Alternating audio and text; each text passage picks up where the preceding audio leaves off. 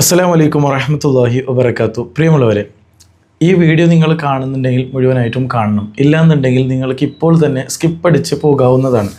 ഞാൻ പറഞ്ഞു വരുന്നത്, ഈ അടുത്തായിട്ട് ഒരു യൂട്യൂബിലൊക്കെ പല ആൾക്കാരും റിയാക്ട് ചെയ്തുകൊണ്ട് ഒരു വീഡിയോ കാണാൻ വേണ്ടി കഴിഞ്ഞു. അത് സിലു ടോക്സ് എന്ന് പറയുന്ന ഒരു ചാനലിൽ ഒരു സ്ത്രീയുടെ വീഡിയോ ആണ് കൂടുതലായിട്ടും ആൾക്കാരൊക്കെ റിയാക്ട് ചെയ്തുകൊണ്ടിരിക്കുന്നത്. ആ വീഡിയോ കണ്ടപ്പോൾ എന്താണ് സംഭവം എന്ന് അറിയാൻ വേണ്ടിയിട്ട് ഞാൻ ജസ്റ്റ് അവരുടെ ചാനലൊന്ന് വീക്ഷിച്ച് നോക്കി. ആ ഒരു വീഡിയോ എടുത്ത് ഞാൻ ഒന്ന് നോക്കി എന്താണ് സംഭവം എന്ന് അറിയാൻ വേണ്ടിയിട്ട്. ഇരിക്കട്ടെ, ആ വീഡിയോ നോക്കിയ സമയത്ത് ആ ഒരു ടോപ്പിക്കുമായി സംബന്ധിച്ച് ആദ്യ സമയത്ത് തുടങ്ങുന്നതിന് മുമ്പായിട്ട് ആ സിലു ടോക്സ് എന്ന് പറയുന്ന ചാനലിൻ്റെ ഉടമയായ ആ സ്ത്രീ പറയുന്നുണ്ട്, ഒരിക്കലും ഈ വീഡിയോ നിങ്ങൾ റിയാക്ട് ചെയ്യാൻ നിൽക്കരുത്, ഒരിക്കലും ചെയ്യാൻ പാടില്ല എന്നിങ്ങനെയൊക്കെ പറയുന്നുണ്ട്. ആദ്യം ആ വിഷയം തുടങ്ങുന്നതിന് മുമ്പായിട്ട് ദയവ് ചെയ്ത് ആരും ചെയ്യാൻ പാടില്ല എന്നിങ്ങനെ പറയുന്നുണ്ട്.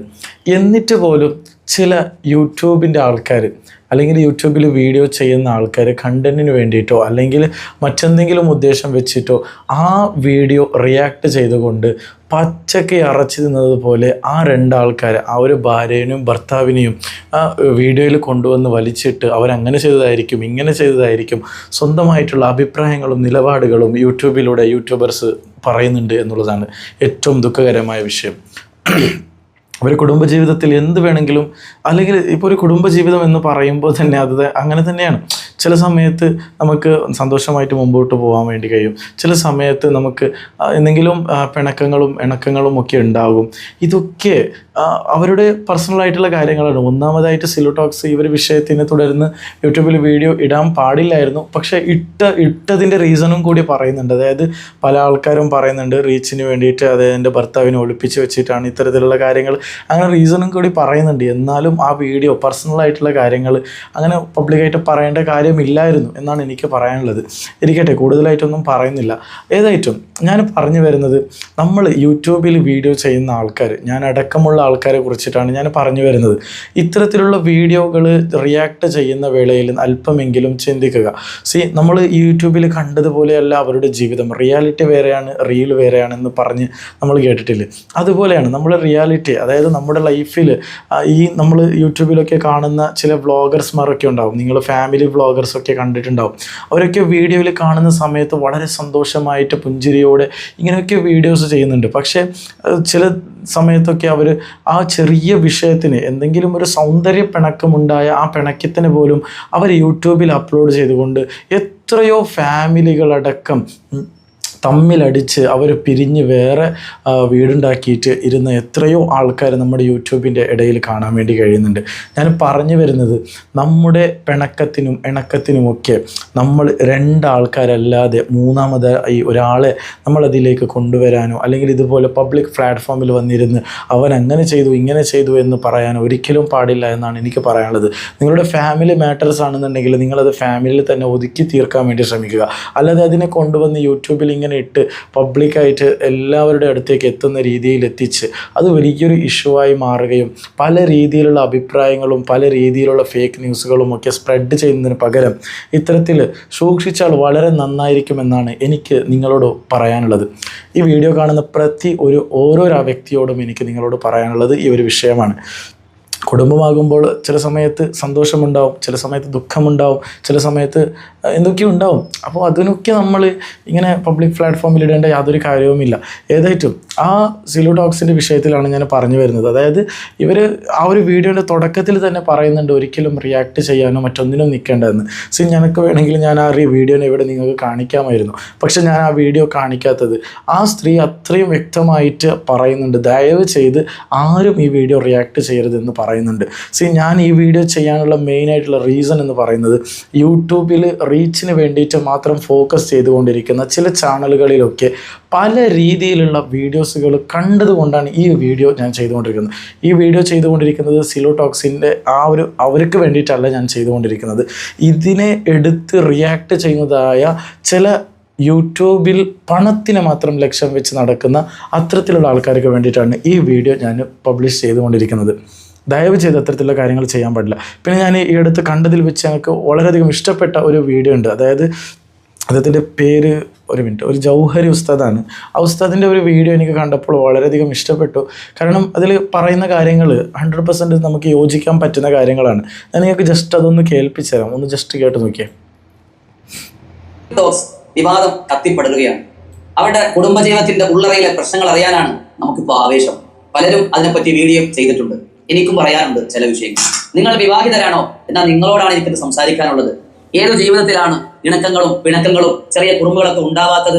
അതൊക്കെ ചിലർ പറഞ്ഞങ്ങ് തീർക്കും, ചിലത് വല്ലാതങ്ങ് വളരും. ഇതൊക്കെ തന്നെയാണ് കുടുംബജീവിതം എന്ന് പറയുന്നത്. പലരുടെയും കുടുംബത്തിലുണ്ടാകുന്ന ചെറിയ ചെറിയ പ്രശ്നങ്ങൾ അവർക്കിടയിൽ തന്നെ പറഞ്ഞു തീർക്കാമായിരുന്നിട്ടും 90% കുടുംബങ്ങളുടെ പ്രശ്നങ്ങളും വലുതായി തകർന്ന് തരിപ്പണമായി പോയതിന്റെ കാരണം മൂന്നാമതൊരാളുടെ ആവശ്യമില്ലാത്ത ഇടപെടൽ കൊണ്ടല്ലേ? നിങ്ങൾ പലരും ഇത് അനുഭവിച്ചവരല്ലേ? ഞാൻ പറഞ്ഞത് ശരിയല്ലേ?